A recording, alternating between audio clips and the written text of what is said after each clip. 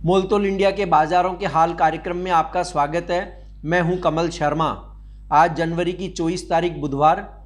हल्दी की कीमतों ने तेज़ी से बढ़त बनानी शुरू कर दी है। और क्या यह साल हल्दी का होगा या इस बढ़त पर लग जाएगी लगाम?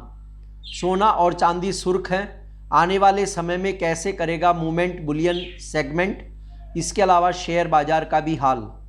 मोलतोल की कवर स्टोरी में आज चर्चा होगी हल्दी की। हल्दी वायदा में बेहतर बढ़त बनी है और यह अभी जारी है।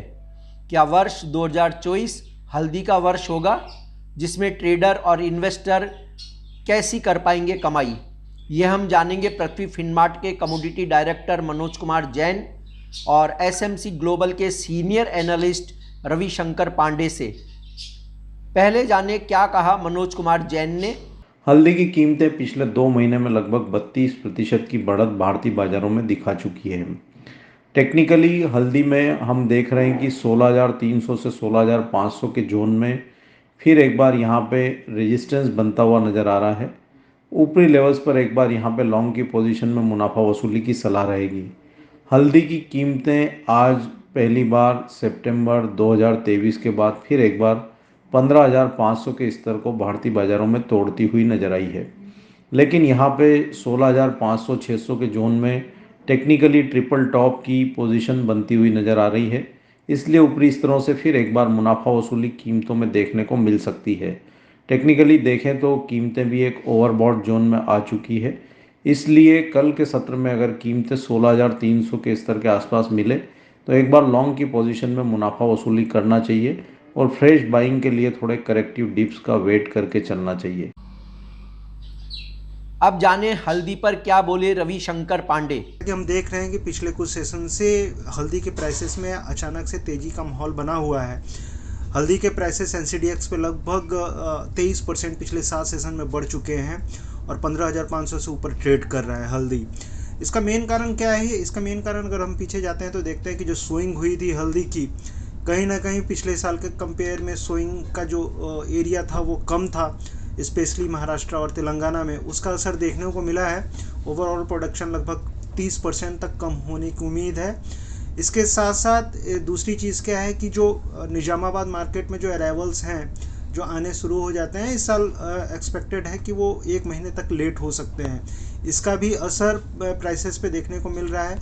तीसरी चीज़ क्या है कि जो एक्सपोर्ट डिमांड रहती है आने वाले मार्च अप्रैल के बाद, जो फेस्टिव डिमांड निकल के आती है, वेडिंग सीजन डिमांड निकल के आती है, उसके चलते भी अच्छी खासी बाइंग हो रही है क्योंकि ओवरऑल प्रोडक्शन आउटलुक कमज़ोर है।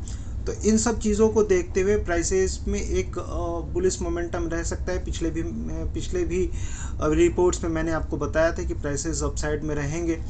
अभी जो मैं सिनेरियो देख रहा हूँ, जो मेजर सपोर्ट इसका बन रहा है 14,600 तक का बन रहा है, 14,600, और अपसाइड में जिस हिसाब से 15,500 के ऊपर ट्रेड कर रहा है तो नेक्स्ट लेवल 15,900, और इसको तोड़ता है अगर 15,900 तो 16,800 तक का नियर टर्म हम देख सकते हैं।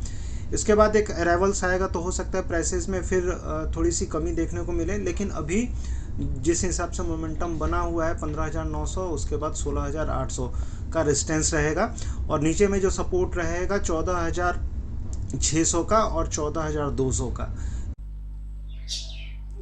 सोना और चांदी में आज अच्छी खरीद देखी जा रही है। यह शॉर्ट कवरिंग है या अन्य कारणों की बढ़त है? आने वाले समय में कैसे मूवमेंट करेगा बुलियन मार्केट? यह हम जानेंगे HDFC के अनुज गुप्ता से। गोल्ड सिल्वर की अगर बात करें तो हम काफ़ी दिनों से एक रेंज बाउंड मोमेंटम गोल्ड और सिल्वर में देख रहे हैं, क्योंकि जिस तरीके से हम देख रहे हैं कि कोई अभी तक क्लियरिटी FOMC के लेवल पर नहीं आई है इंटरेस्ट रेट को लेकर, उसकी वजह से हमने एक रेंज बाउंड मोमेंटम देखा है।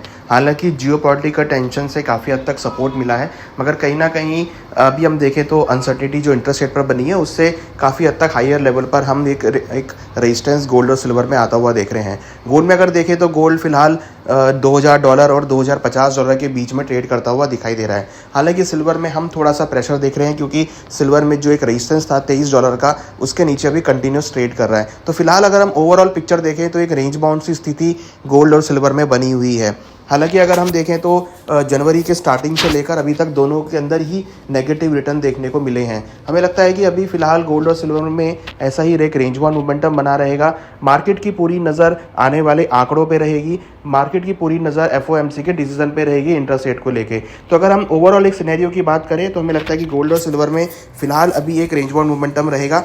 अगर हम लेवल्स की बात करें तो गोल्ड में जो इम्पोर्टेंट सपोर्ट है वो करीबन 61,500 का रहेगा और रेजिस्टेंस करीबन 62,500 का रहेगा। सिल्वर में अगर हम सपोर्ट की बात करें तो करीबन 70,000 के आसपास इंपॉर्टेंट सपोर्ट रहेगा और 73,000 के आसपास रेजिस्टेंस रहेगा। तो कहीं ना कहीं इंटरेस्ट रेट का डिसीजन आने के बाद हम एक अच्छा ब्रेकआउट गोल्ड सिल्वर में देख सकते हैं। अदरवाइज अभी भी अगर हम देखें तो एक long term trend gold silver में पॉजिटिव है। तो अगर किसी को लॉन्ग टर्म का ट्रेड लेना है तो निचले स्तरों पर खरीदारी करके चले, मगर फिलहाल शॉर्ट टर्म में भावों में हमें लगता है कि एक रेंज बाउंड सी स्थिति बनती हुई नजर आ सकती है। भारतीय शेयर बाजार में आज खासी बढ़त आई।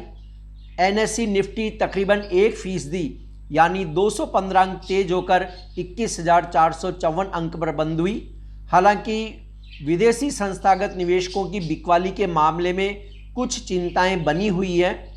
आज दिन के दौरान कुछ अस्थिरता भी देखी गई क्योंकि निफ्टी के लिए मासिक और weekly future and option contract आज समाप्त होने वाले थे। मोलतोल कमोडिटी न्यूज एंड्रॉयड ऐप पर आप दो बड़ी न्यूज पढ़ सकते हैं। पहली है मक्का में नरमी की आहट और दूसरी है कनाडा के चना, मसूर, सूखे मटर के उत्पादन से लेकर निर्यात और औसत भाव तक पर खास 4 स्टोरी। इसके अलावा भी ढेरों खबरें इस पॉडकास्ट के डिस्क्रिप्शन में ऐप के लिंक हैं। आप मोलतोल हिंदी या गुजराती ऐप को डाउनलोड कर सकते हैं। आप सुन रहे थे मोलतोल हिंदी का पॉडकास्ट। हम बाजारों के हाल के कार्यक्रम को अब यहीं विराम देते हैं। कमल शर्मा को दीजिए इजाज़त। आपसे जल्द होगी अगली मुलाकात।